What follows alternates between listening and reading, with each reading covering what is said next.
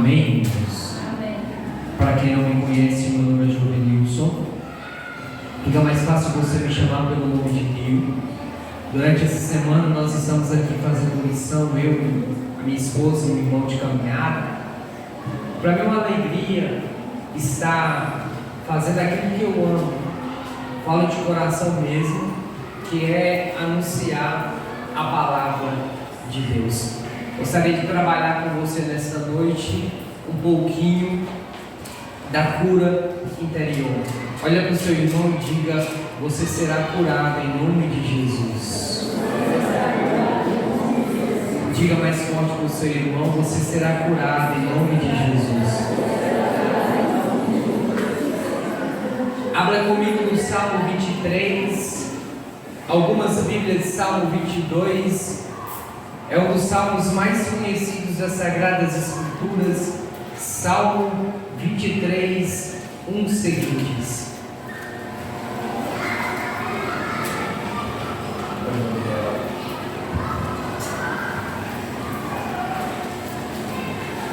Amém, irmãos? Amém. Salmo 23, algumas Bíblias 22. Está escrito assim: o Senhor é o meu pastor, nada me falta. Ele me faz descansar em verdes prados, a águas tranquilas me conduz, restaura minhas forças, guia-me pelo caminho certo, por amor do seu nome. E se eu tiver de andar por vale escuro, não temerei mal nenhum, pois comigo estás. O teu bastão e teu cajado me dão segurança. Diante de mim preparas uma mesa aos olhos de meus inimigos. Unges com óleo minha cabeça, meu cálice transborda. Felicidade e graça vão me acompanhar todos os dias da minha vida, e eu vou morar na casa do Senhor por muitíssimos anos. Palavra do Senhor. Vamos aplaudir a palavra de Deus.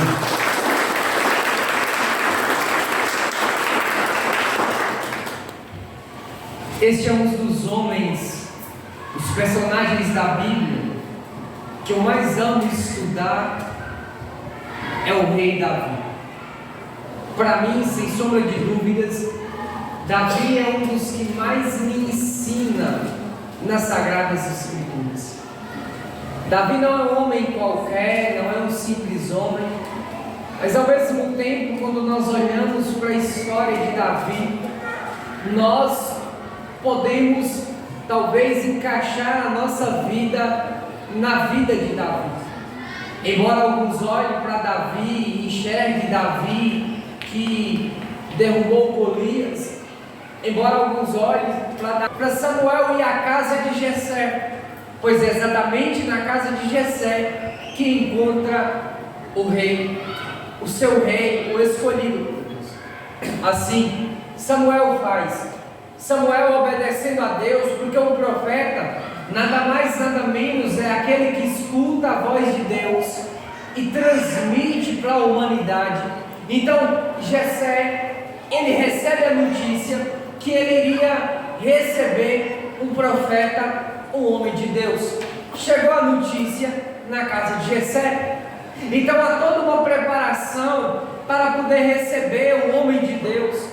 Eles começam a arrumar a casa, eles começam a fazer os preparativos para receber o profeta, eles começam a preparar tudo o que o profeta tinha direito. Davi, sendo filho de Jessé, Davi ele prepara, ele ajuda a preparar, e Davi ele percebe, ele levanta de madrugada para a sua rotina. Todos os dias Davi levava as ovelhas da sua casa, do curral, para o meio do mato, e quando fosse à tarde, ele voltava trazendo as ovelhas para poder prender no curral. Em Israel, era costume, na época de Davi, existir dois currais. O primeiro curral era para um tipo de ovelha, chamada aquelas ovelhas que atraía o chamado aliás, o olhar das pessoas, dos nômades que passavam naquela região para poder comprar as ovelhas. Era o primeiro tipo de curral que tinha, era o curral que ficava na frente da fazenda, na frente da casa. E quando os nômades passavam, quando o povo passava em peregrinação, eles viam as ovelhas na frente da casa, eles paravam para poder negociar, para poder comprar as ovelhas. E existia um segundo tipo de curral que era costume naquela época. E que curral era esse, Nil? Este curral, ele não ficava na frente da casa, ele não ficava na fazenda, era um curral onde acolhia as ovelhas, onde prendia as ovelhas com anomalia, eram as ovelhas que tinham defeitos, eram as ovelhas que nasciam com todo tipo de defeito, mas que eles não sacrificavam, ou seja, era colocado no fundo da casa, para que quando o povo parasse, os homens parassem na frente da casa para poder comprar as ovelhas boas. Então era aí que era levado eles para poder comprar também as ovelhas que tinham defeito. Assim era o costume em Israel. Em Israel tinha as ovelhas boas que ficavam na frente da casa e também as ovelhas más com defeito que ficavam no fundo da casa. É por isso que Davi, ele não fica na casa de Jessé no dia que Samuel vai até a casa de Jessé. Assim você vai entender todo o capítulo 15 de 1 Samuel, que quando Samuel chega na casa de Jessé, ele vai encontrar todos os outros irmãos de Davi, menos Davi. Mas por que Davi não estava lá, Nil? Davi não estava lá porque Davi era considerado uma ovelha, e sendo uma ovelha, ele era considerado pelos seus irmãos uma ovelha com defeito. Afinal de contas, Davi, ele era irmão dos seus irmãos por parte de pai, mas não era irmão por parte de mãe. Assim era o rei Davi. Diga assim comigo: Senhor Jesus. Senhor Jesus. Assim como Davi, eu quero que o Senhor possa cuidar de mim como o Senhor cuidou de Davi. Então Samuel chega na casa de Davi, de Jessé, e quando ele chega, ele se encanta pela ovelha, a primeira ovelha. Ele se encanta pelo irmão de Davi, que é considerado uma ovelha. Ele se encanta com o segundo, com o terceiro. Então Deus disse para ele assim: não é este que eu quero. O homem, ele vê a aparência, Deus vê o coração. Era de madrugada, quando Davi, ele levanta, e quando ele levanta, suas irmãs estão arrumando a casa, eles estão em festa. Os seus irmãos, mais uma vez, estão ajudando arrumando a casa também. Quando de repente, Davi, ele pega as suas ovelhas, o seu cajado, a sua harpa, ele olha para todos os seus irmãos que estavam ali, e nenhum deles o convida para poder ficar, para receber o profeta. Então Davi, ele levanta, aproximadamente 4h, 4h30 da manhã, ele vai no curral, pega as suas ovelhas, as que são com defeitos, e também aquelas que não têm defeito, e vai levando o mato adentro, vai levando. Só que Davi, ele nunca abandona a harpa, em momento nenhum. Davi abandona o seu cajado, porque Davi sabe que na hora certa ele irá precisar do seu cajado. É exatamente esta hora que Davi, ele vai para o meio do mato com as suas ovelhas. Davi, ele sabia muito bem proteger as suas ovelhas, ele sabia muito bem cuidar das suas ovelhas. Chega uma hora que Davi, ele para debaixo de uma árvore, e parando debaixo de uma árvore, ele lembra da sua casa. A minha casa, ela está em festa. O profeta Samuel, ele vai até lá. Provavelmente eu não vou participar dessa festa. Aí Davi olha para as ovelhas, e quando ele olha para as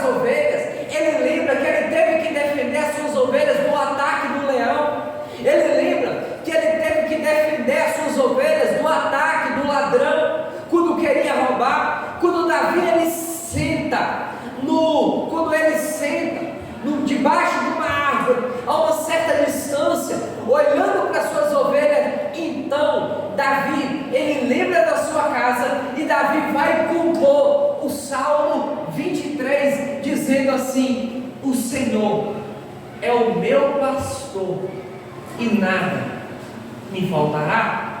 Davi está ensinando para nós que assim como ele cuidava das ovelhas, e sendo pastor de ovelhas, nunca faltou nada para as suas ovelhas também, e não iria faltar nada para ele, porque ele sendo um pastor simples, ele nunca deixou faltar nada para as suas ovelhas. Em momento nenhum vai faltar nada para ele, porque Deus, ele é o pastor supremo. Deus, ele é o pastor dos pastores, e nunca deixará faltar nada para as suas ovelhas. Então nunca vai deixar faltar nada para o rei Davi. É debaixo de uma árvore que Davi, ele compõe o salmo que nós acabamos de ler, o Salmo 23.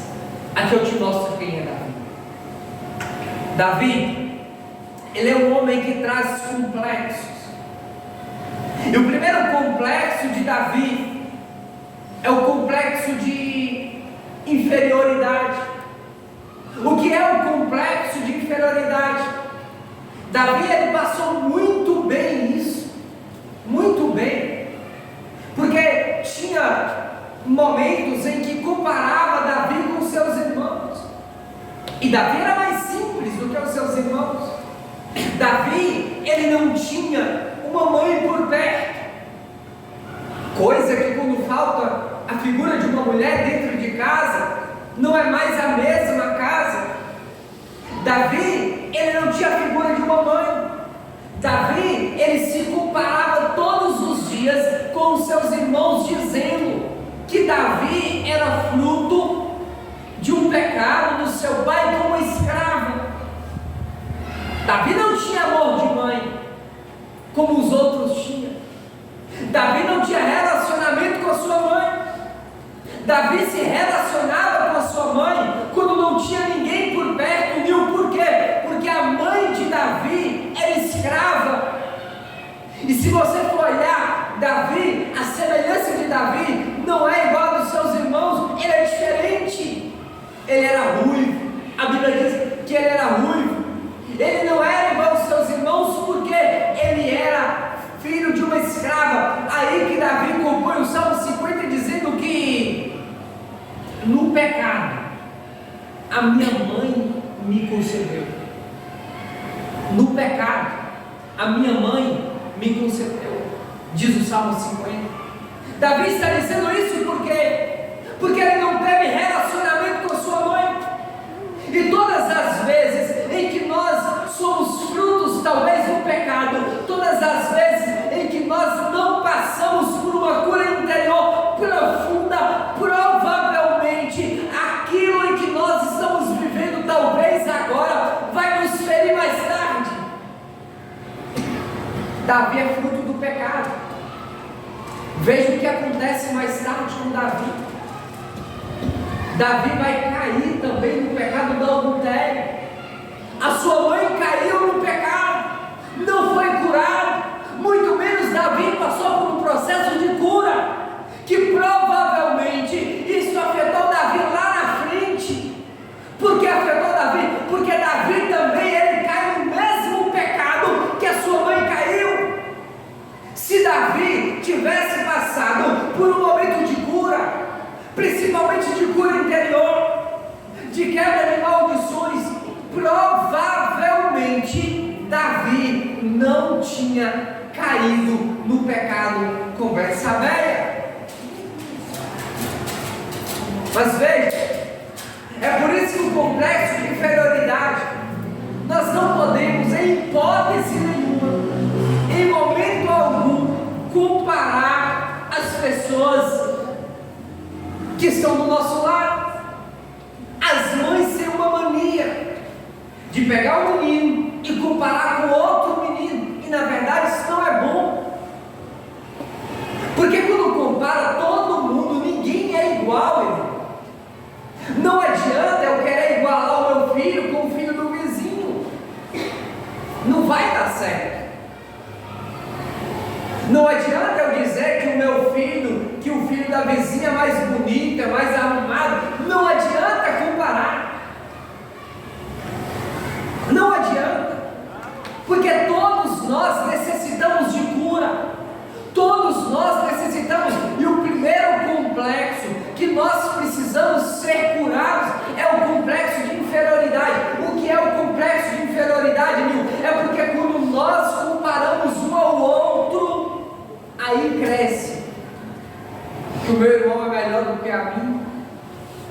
ele consegue mais do que eu, ele conseguiu, eu não vou conseguir, ele talvez é mais bonito, eu mais feio, e a gente vai comparando, e cada vez mais a gente vai frustrando. A gente tem uma mania, alguém entra para poder tirar uma habilitação, aí em vez de você rezar para a pessoa tirar a habilitação, você chega e fala: você vai conseguir, porque o filho do vizinho, da vizinha conseguiu de primeira, e você é melhor do que ele. A gente vai comparando, e na verdade isso não é bom, nunca foi bom, e sempre não vai ser bom. O que adianta, o que precisa na nossa vida é a gente orar, e a cada momento que a gente tem para poder passar por um momento de cura interior, nós precisamos passar por esse momento. Eu vou te explicar por quê. Primeiro, Davi, ele precisava passar, e era urgente na vida de Davi, por uma cura interior e curando seus complexos. Segundo, eu vou te ensinar. Aquilo que é para o menino fazer, nunca dê para uma menina fazer. E aquilo que é para a menina fazer, nunca coloque o menino para poder fazer, porque vai dar errado. Você está grávida, você não sabe o sexo do menino, se é homem ou se é mulher. Você não tem que dizer: olha, eu quero um menininho, porque talvez tenha uma menininha ali, e já vai guardando no ventre da mãe, no inconsciente da criança. Talvez é uma menina, você pede um menino, vai guardando no inconsciente da criança ali, porque ela já consegue absorver o seu cérebro, na sua mente. De repente nasce uma menina, aí ela vai se transformando lá na frente, e quando você fala: mas por que que meu menino hoje se tornou um homossexual? Você não sabe onde começou. A Bíblia fala que Davi era um pouco sensível, e que Davi e os homossexuais usam muito essa passagem para poder argumentar coisa que eles não entendem, argumentar um princípio bíblico, que a Bíblia diz que Davi amava Jonatas, e eles tentam argumentar, e na verdade não é assim. Davi era cheio de trauma, e um dos traumas que Davi tinha é porque Davi era pastor de ovelhas. Diga comigo: pastor de ovelhas. Pastor de ovelhas. Diga mais forte, irmãos. Pastor de ovelhas. Mas na época de Davi, também era costume ter pastoras, não pastor. As mulheres cuidavam das ovelhas igual homem. E aqui eu te provo, porque eu atendo várias e várias pessoas. Existem mães que, por inocência, daqui 15, 20 anos, sofrerá a consequência de colocar um menino homem para poder brincar de boneca. E aquilo vai crescendo na inconsciência da criança. A cada dia vai aumentando que ele é uma mulher, e de repente ele vira um homossexual e você não sabe. Eu sempre defendi esta tese, que menina não brinca de carrinho, menina brinca de boneca. Sempre defendi essa tese, que menino homem veste roupa de menino homem, ele não veste roupa de menina moça, e muito menos brinca de boneca. Lá na frente, desculpa a minha sinceridade, vai dar problema. Pode ter certeza absoluta. Eu conheço uma história de um menino que todas as vezes que ele vê um padre, ele procura o padre para poder confessar. Dá dó do menino, mas sempre a mãe sempre educou o menino como se ele fosse uma mulher. O menino está fazendo bolo, o menino está costurando, o menino está fazendo aquilo que é para a mulher fazer, o menino está fazendo. Resultado disso, que a mãe tenta inverter todo o processo hoje. E hoje ela já não consegue mais.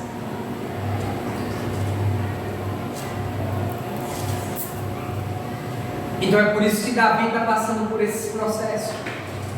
E Davi ele precisa passar por esse momento de cura, principalmente porque Davi ele foi comparado com seus irmãos várias e várias vezes. Segundo, diga comigo, rejeição. Rejeição. Diga mais forte. Rejeição. A rejeição ela é um problema, irmão. Por que é um problema? Quando nós nos sentimos rejeição, o padre José Forteia e principalmente o padre Rufus, ele dizia que a rejeição pode nos levar a suicídio. O que é a rejeição? Eu te explico de uma maneira para você aprender. Geralmente família é assim. Existem mães que falam que não, mas é quase comprovado 100% que sim, que a mãe sempre tem uma escolha por um filho a mais. Dá janta para todo mundo, mas para aquele filho pode vir um outro filho, mas ele não pode faltar. Corta o requeijão. O pedaço vai para todos, mas o maior sempre tem para poder ir. Para onde leva? E assim os outros vai crescendo na rejeição. E muitas vezes a rejeição ela tem levado muitas e muitas pessoas ao suicídio. E pior, existem pessoas tentando suicidar. Primeiro, por causa da rejeição. E sendo rejeitada, enquanto ela não passar por um momento de cura, ela não consegue se livrar deste demônio chamado demônio do suicídio, desse espírito mau chamado espírito de suicídio. Olha para você ver quantas vezes Davi pediu a Deus a morte. A hora que Davi queria estar ao redor da mesa para poder ceiar com Samuel, Davi estava na onde? No meio do mato, cuidando das ovelhas. O que é pior? Aquele que é rejeitado, simplesmente você sabe, ele tem um jeitinho de chamar a atenção. Uma hora, desculpa, porque talvez aqui pode ter alguém, e a minha intenção não é ferir ninguém. Uma hora, ou ele enche o braço de tatuagem ou faz alguma no corpo. Não é porque está na moda, é porque no fundo ele quer chamar a atenção de alguém, do pai ou da mãe. E talvez os titios do WhatsApp passa na rede social o dia todo, enquanto o filho está chamando a atenção dentro de casa, e eles não conseguem perceber que o filho está se sentindo rejeitado. Te dou mais.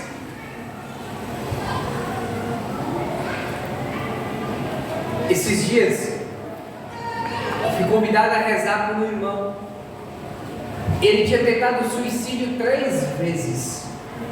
3 vezes. Ele abandonou a esposa, voltou para a casa da mãe,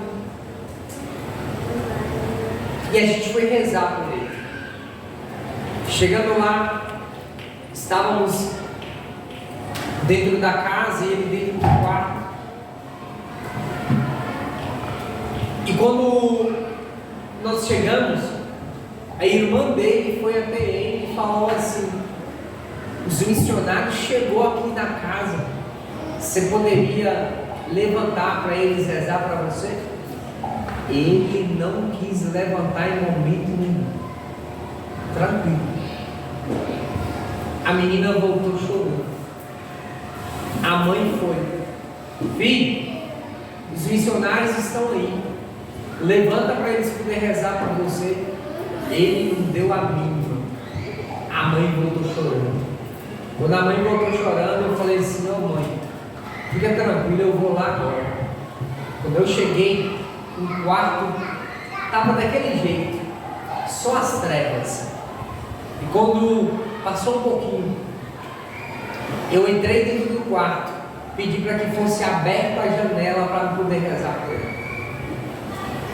Eu peguei a mão dele, falei: levanta, irmão, você não pode ficar de jeito.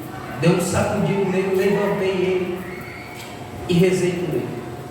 Quando eu estava terminando a oração, eu pedi ele para dar um abraço na mãe, e ele abraçou a mãe.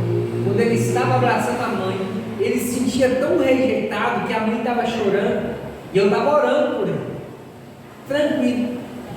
Terminou a oração, eu bati no ombro dele, peguei na mão dele e falei assim: não, levanta daí, você não pode ficar desse jeito mais não. O cara tinha tentado suicídio 3 vezes. Instantaneamente ele levantou, veio para o meio do povo e começou a partilhar e a conversar. Resultado: ele foi curado da depressão e do espírito de suicídio que foi embora na vida dele através de um abraço de uma mãe, da sua própria mãe. Ele foi curado imediatamente. Não terminou por aí.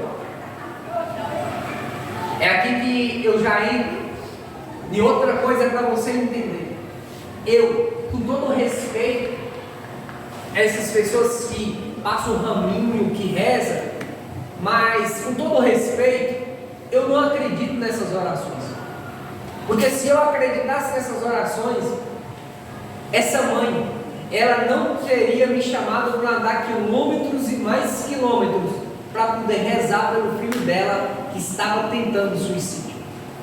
Rezando, os meninos estavam indo embora, e quando os meninos estavam indo embora, eu fui despedir, tinha rezado por ele, por ela. A mãe falou comigo assim: meu filho, bora ali no quarto para você ver os santos que eu tenho ali. Você vê o meu altar? Falei: vamos embora. Quando eu estou passando diante do marido dela, o marido dela falou assim: é lá que ela recebe os enxuns. Eu fiz o sinal da cruz, falei, gritei, os meninos já estavam dentro do carro: vem aqui ver uma armadilha aqui, vem aqui os meninos. Quando ela abriu o quarto para nós poder entrar, dentro do quarto tinha aqueles cordão que marrem defunto, estava topado de cordão, um monte de santo, um monte de imagens que não condiz com a nossa fé católica. Eu não rezei por aquela mulher, eu simplesmente mostrei ela o que a igreja nos ensina, e eu também não era nem doido de colocar a mão na cabeça dela naquele exato momento para poder rezar. Mas o detalhe: quando Deus quer fazer uma obra, Deus curou o menino do trauma da rejeição e libertou aquela mulher que era uma tremenda de uma mãe de santo. E hoje ela procura na igreja aquilo que é verdade da igreja católica. Deus curou aquele menino do espírito de suicídio, da depressão, e também fez a obra na vida da mãe do menino. Você poderia aplaudir o Senhor?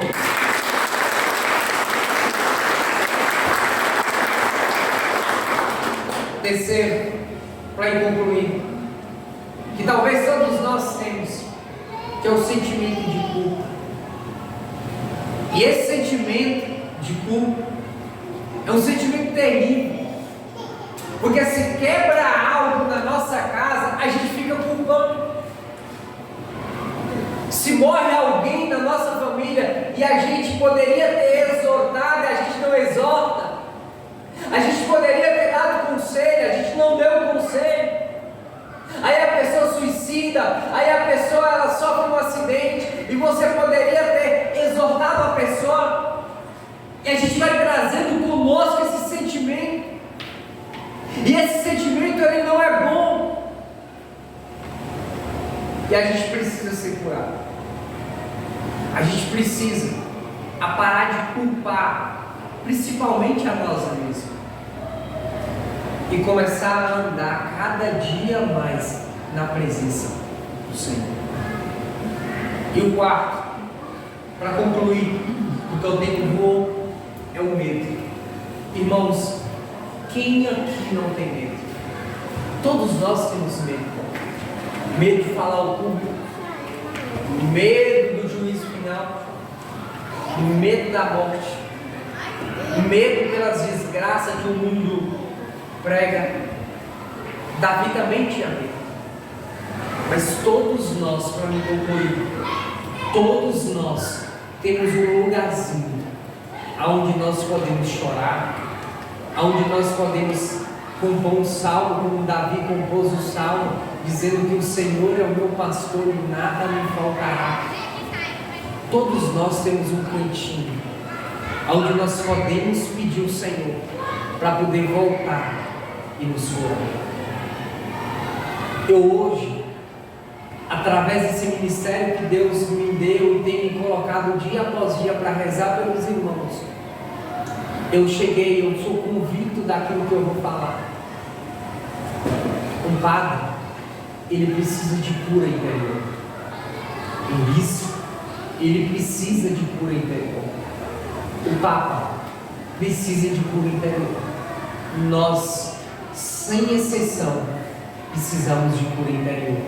Porque um coração ferido, ele sempre vai ferir o outro.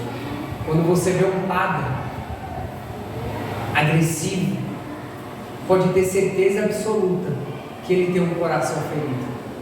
Quando você vê uma pessoa que não consegue brincar, quando você vê uma pessoa que não consegue abraçar o irmão, que não consegue abraçar o pai, abraçar a mãe, você pode ter certeza absoluta que ele tem um coração ferido.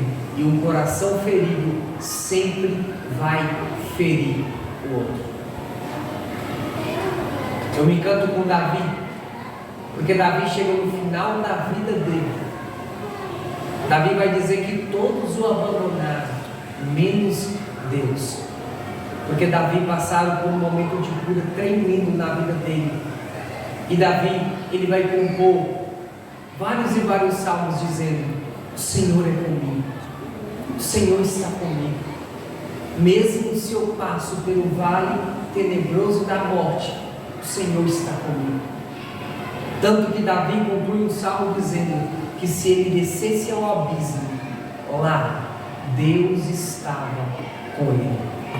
Aonde ele estava, aonde ele passava, Davi chegou à conclusão no final da sua vida que Deus estava com ele. Fique de pé, por favor.